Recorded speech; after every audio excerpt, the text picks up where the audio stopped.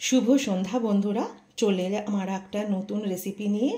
আজকে বানাবো সন্ধেবেলার একটা জল খাবার, যেটা বানানো খুবই ইজি। তার জন্য এটা একদমই আমার ইউনিক একটা রেসিপি। অবশ্যই আপনারা দেখুন, কেমন লাগছে অবশ্যই জানাবেন। আজকে যেটা বানাবো সেটা হলো চিংড়ি স্টাফড চপ। চলুন শুরু করা যাক। তার জন্য দেখুন, আলু সেদ্ধ নিয়ে নিয়েছি, ব্রেড ক্রাম, এটা দেখিয়ে দিচ্ছি কেমন করে বানিয়েছি। এটা ঘরেই আমি বানিয়েছি, কারণ আমি যেখানে থাকি এখানে ব্রেড ক্রাম অ্যাভেলেবেল নয়। আচ্ছা দেখুন, কয়েকটা প্রন আছে, পেঁয়াজ কুচি, রসুন আর আদা কুচি। চলুন শুরু করি।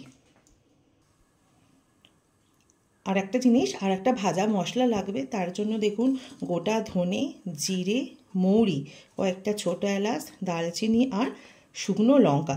এটাকে আমি কি করব, শুকনো খোলায় একটু নেড়ে নেব। নেড়ে নিয়ে এটা আমি মিক্সিতে পাউডার বানিয়ে রেখে দেবো। এটার একটা সুন্দর স্মেল আসে। চলুন এটা হোক, ততক্ষণে আমি আলুটা আমরা স্ম্যাশ করে নিই।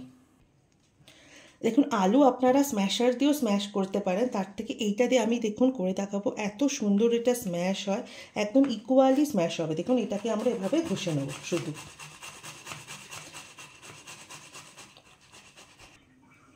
দেখুন এটা কি সুন্দর স্ম্যাশ হয়ে গেছে, ইকুয়ালভাবে একদম সুন্দরভাবে স্ম্যাশ হয়। এটাকে আপনারা রেখে দিলেন। এবার একটা জিনিস আপনাদের দেখাই, প্রনটা কি করতে হবে।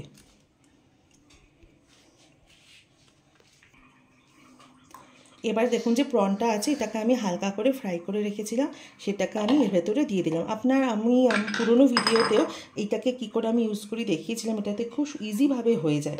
এটাকেও দেখুন, প্রনটাকেও আমি একটু গোটা গোটা, খুব একদম মিহি পেস্ট করে দেবো না। দেখুন এটাকে আমি কি করব, তাহলে মুখে খুব সুন্দর প্রনের একটা ফ্লেভার পড়বে। এটা একদমই আমার ইউনিক রেসিপি, আপনারা অবশ্যই খেয়ে দেখবেন। আগে দেখে নিন আমি কেমন করে বানাচ্ছি। দেখুন কি সুন্দরভাবে এটা কুচো কুচো হয়ে গেছে। এটা আমি এর ভেতরে ঢেলে দিলাম। গোটা চিংড়ি দিয়েও করা যায়, কিন্তু গোটা চিংড়ি দিয়ে না, আজকে আমি দেখাচ্ছি অল্প চিংড়ি থাকলেও কি সুন্দর আপনারা একটা প্রন স্টাফড চপ বানাতে পারেন।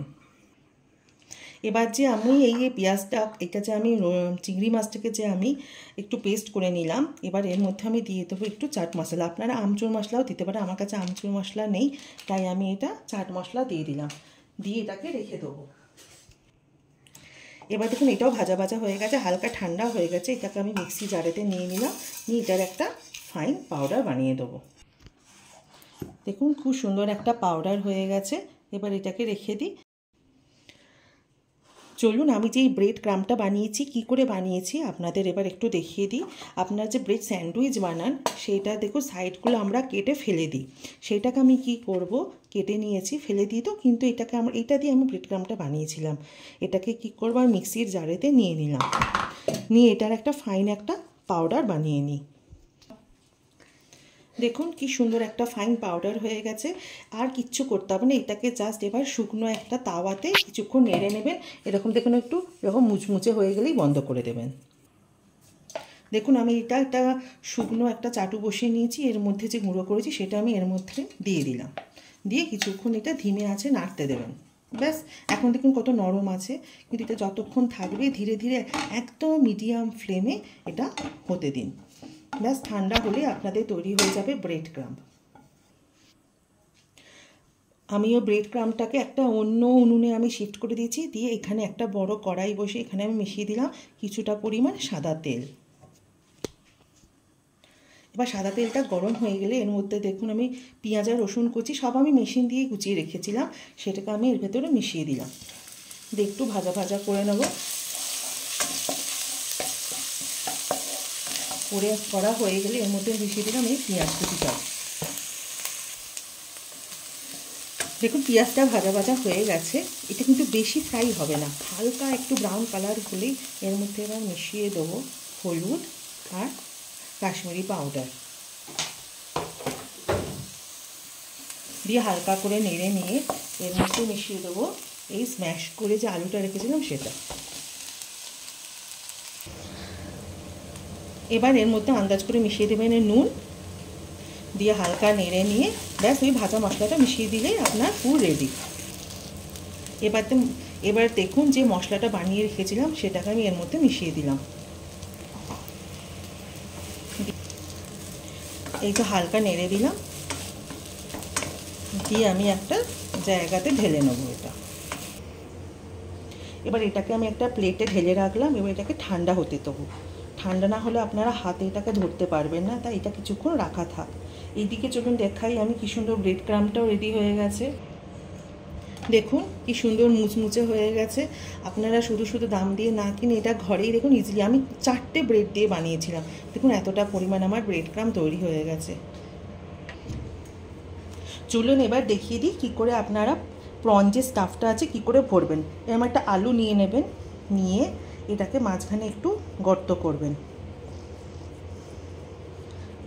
এর মধ্যে গর্ত করে একটু চিংড়ি যেটা আছে সেটাকে এর মাঝখানে একটু চেপে চেপে দেবেন। এটা চেপে দিয়ে তারপর এটা সব দিক দিয়ে মুড়ে দেবেন। দেখুন এরকম লম্বা। এবার একটা গোল বানিয়েও দেখাই। গোলও বানানো যেতে পারে, শেপটা আপনাদের নিজেদের মতো করে বানাবেন। দেখুন হাত দিয়ে সাইডগুলো দিয়ে সুন্দর মতো করে বানিয়ে দিলেন। এবার দেখুন একটা আমি গোল বানিয়ে দেখাচ্ছি। গোলের জন্য এরমভাবে হাতে নেবেন, একটু হাতে করে একটু চেপে দেবেন, দিয়ে একটুখানি প্রন এখানে দিয়ে চেপে দিয়ে তারপরে এটা সব দিক দিয়ে আমি মুড়ে দিলাম। একই দিকটা শুধু আমি গোল শেপ দিয়ে দেবো। দেখুন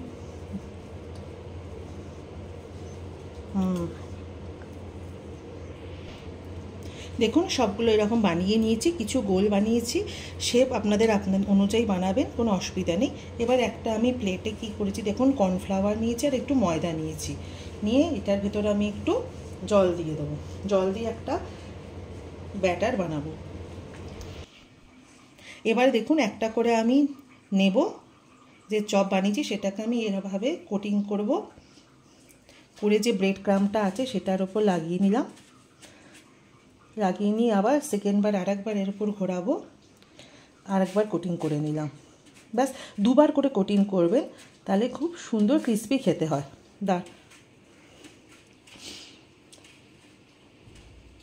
দেখুন একটা তৈরি করলাম।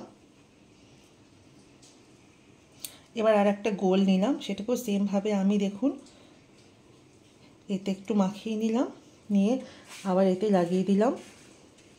এভাবে প্রসিডিওর করলেই আপনাদের প্রত্যেকটা চপ রেডি হবে। দেখুন সব কিছু কোটিং আমি কমপ্লিট করে নিয়েছি। যেরকম ইচ্ছা শেপ আপনারা দিতে পারেন। এবার এটাকে আমি 1 ঘন্টা ফ্রিজে স্টোর করে রাখলে তাহলে এই যে ওপরে কোটিংটা ভালো করে সেট হয়ে যাক। চলুন 1 ঘন্টা এটা ফ্রিজে ঢুকিয়ে দিই। চলুন ফ্রিজ থেকে বের করে নিয়ে চলে এসেছি। এবার তেলও কড়াইতে তেল দিয়ে দিয়েছি, রিফাইন্ড অয়েল দিয়েছি। এবার একটা একটা করে আমরা এর ভেতর এগুলো ছেড়ে দেবো।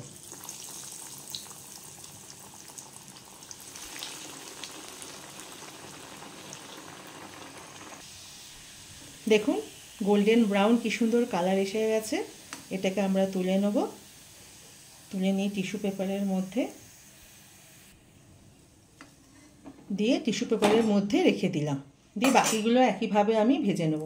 আজকে বাইরে আমাদের ভীষণ ঝড় হচ্ছে, জানি না আপনারা ঝড়ের আওয়াজ পাচ্ছেন কি না। খুব কন্টিনিউয়াস 24 ঘন্টা বৃষ্টি চলছে এখানে। আর এখানে রেড অ্যালার্ট চলছে, পুরো স্কুল সব ছুটি এখানে ছিল সারাদিন। কালকেও রেড অ্যালার্ট দিয়েছে। এই যে এভাবে আবার সেমভাবে দিয়ে দিলাম, দিয়ে এগুলোকেও আবার ভেজে নিলাম, ভেজে নিয়ে তুলে রাখবো। দেখুন সমস্ত ভাজা কমপ্লিট হয়ে গেছে।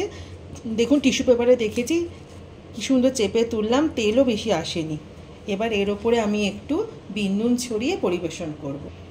দেখুন ওপরে একটু বিন নুন ছড়িয়ে দিলাম, আর এর সাথে দেখুন একটু বিট কুচি, শসা, পেঁয়াজ দিয়ে দিয়েছি, আর টমেটো সস দিয়ে সার্ভ করে দেবো। নিন, তৈরি হয়ে গেল সন্ধেবেলার একটা দারুণ একটা চটজলদি জলখাবার।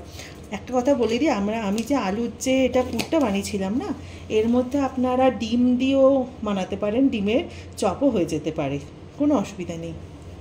নমস্কার, নেক্সট আবার আমার সাথে থাকবেন।